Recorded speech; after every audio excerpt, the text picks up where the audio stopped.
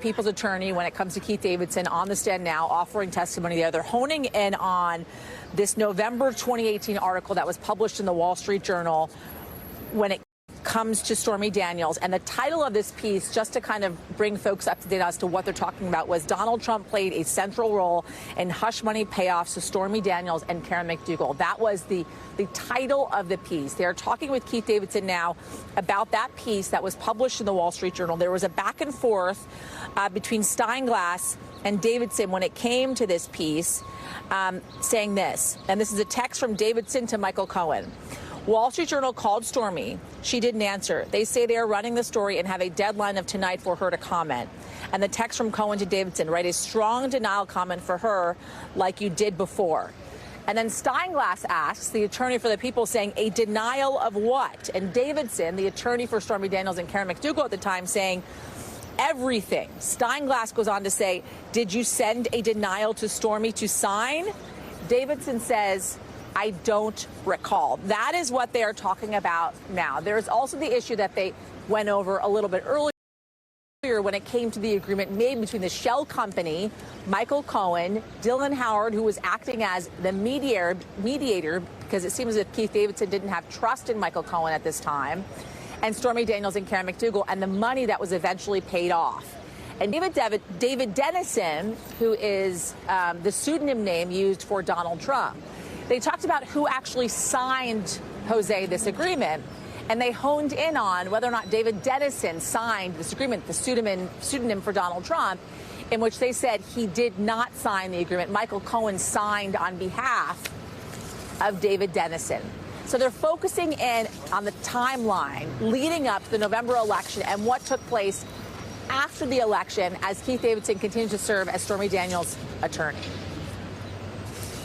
There's so much here. Let me start with you, Christy. What is the importance of this? They're going line by line on, as Yasmin was telling us, what the people were supposed to say. Now they're talking about, Davidson's actually saying, I think you'd have to hone in on the definition of romantic, sexual, and affair. They're really going detailed word for word. What, Christy, is this leading towards?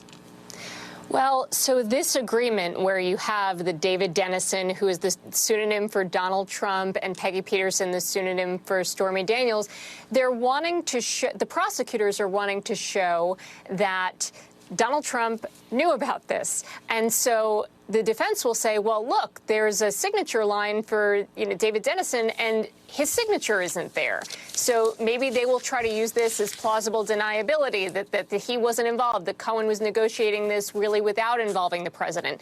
But Michael Cohen is presumably going to say, I showed this to him, or I spoke to him about this document. He was well aware of what these payments were for. We were in communication. And so, the fact that he didn't sign it doesn't mean that Donald Trump did not know about it. But I assume that is why they're focused on the signature lines in particular. And so, Jeffrey, let's talk a little bit about what Davidson is bringing to the prosecution side. It's been interesting because there was a period here just about 5 minutes ago when Davidson was talking about how Michael Cohen called him and essentially was very upset that he had not been called to serve with Trump in Washington. It's interesting because that's not a positive for Cohen. What's the prosecution's theory here? I think they're going into granular detail about Michael Cohen is not doing this for Michael Cohen. Michael Cohen is doing this for Donald Trump. So they're going through the granular detail of the signatures, of pseudonyms, of Michael Cohen signing on behalf of David Dennison. And so this didn't happen because Michael Cohen was trying to do this for himself. He took out a $130,000 loan on his house, transferred it on October 26th, around a week before the election. This was all happening, according to the prosecution, to squash this information, which played into the whole videotape of Trump talking about grabbing, women by their private parts. So this was explosive, and Donald Trump and Michael Cohen and the whole White House apparatus was trying to squash this story. So, Jeffrey, how does the prosecutor team deal with a witness who they haven't brought up yet, but has already been mentioned over and over again, that has, well, credibility issues? How does the prosecution prepare for that? Well, that's what they're doing. They are laying the foundation for the star witness, Michael Cohen. I hate to interrupt you, but President Biden is about to speak. Let's go to the White House, the Roosevelt Room. What's going on our college campuses here? We've all seen the images, and they put to the test two fundamental American principles. Excuse me. The first is the right to free speech and for people to peacefully assemble and make their voices heard. The second is the rule of law. Both must be upheld. We are not an authoritarian nation where we silence people or squash dissent. The American people are heard. In fact, peaceful protest is in the best tradition of how Americans respond to consequential issues. But neither are we a lawless country. We are a civil society, and order must prevail. Throughout our history, we've often faced moments like this because we are a big, diverse, free-thinking, and freedom-loving nation. In moments like this, there are always those who rush in to score political points. But this isn't a moment for politics. It's a moment for clarity. So let me be clear. Peaceful protest in America. Violent protest is not protected. Peaceful protest is. It's against the law when violence occurs. Destroying property is not a peaceful protest. It's against the law. Vandalism, trespassing, breaking windows, shutting down campuses, forcing the cancellation of classes and graduations. None of this is a peaceful protest.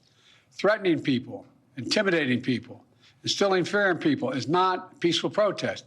It's against the law. Dissent is essential to democracy. But dissent must never lead to disorder or to denying the rights of others so students can finish the semester and their college education.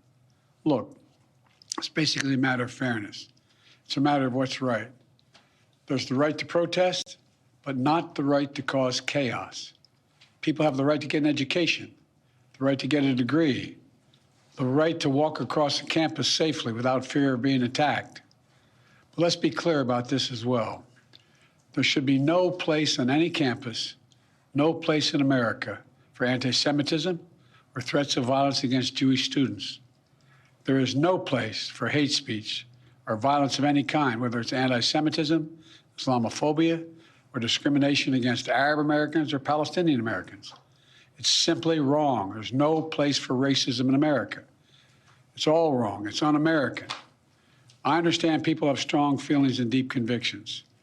In America, we respect the right and protect the right for them to express that. But it doesn't mean anything goes.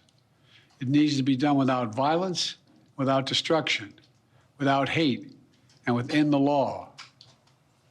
You know, make no mistake, as president, I will always defend free speech, and I will always be just as strong in standing up for the rule of law.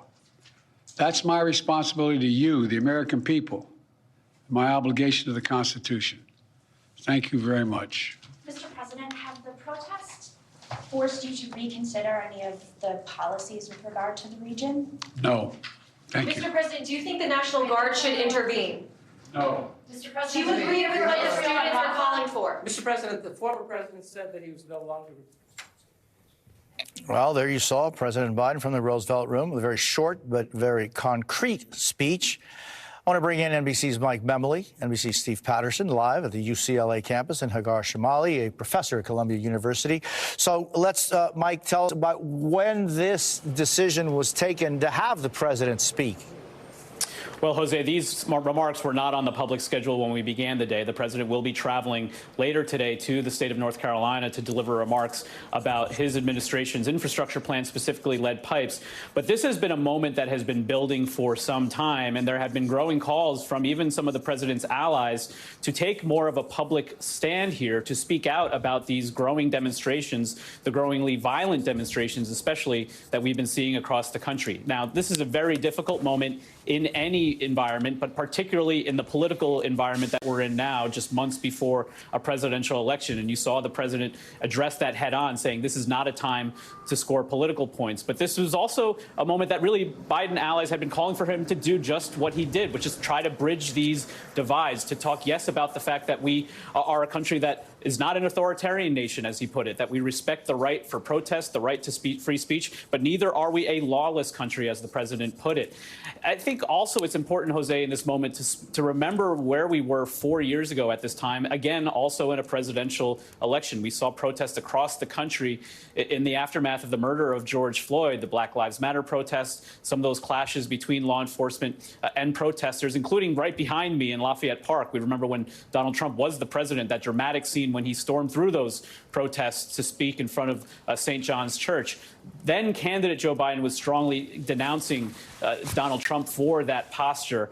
And it was a moment when he pointed to the lawlessness, the chaos under Donald Trump. Well, what did we see yesterday, Jose? Candidate Donald Trump out speaking in Michigan and Wisconsin, criticizing the Biden administration for not doing enough to crack down on these protests. So this was really an important moment for the president, not just to address these pictures that have been leading the newscasts all over the country, but also to reinforce the principles of democracy in his view that, yes, we are seeing a lot of the loud noise, but we also need to respect those who are just students trying to go to school, trying to finish their classes, want to have their graduation. And we also expect to hear the president continue on this theme next week, the White House announcing he will deliver a major speech on the rise of anti-Semitism, which is a particular concern to this president, Jose.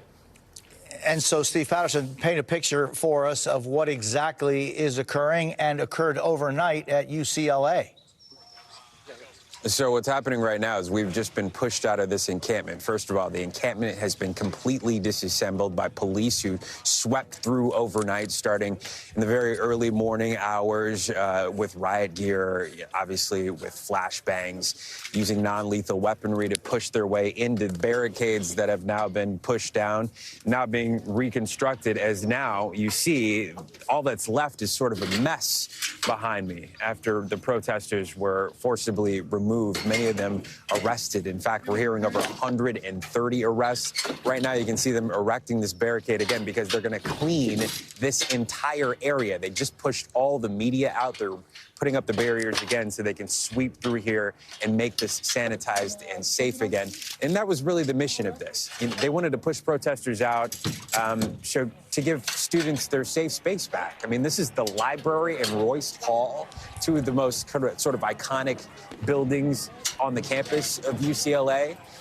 And their mission was to do it in a manner in which not only protected themselves as far as the police force, but in the students on campus, but the protesters as well. And I think that fits with the president's message. This was always about students being able to feel safe. UCLA was one of the places where they wanted to keep the protesters here. They didn't mind having a place for free speech. I think it just became, according to the university, sort of an obstacle to feeling that sense of safety, especially after the counter-protesters clashed with the protesters just a few nights ago, leading to where we are now, which is police, again, coming in.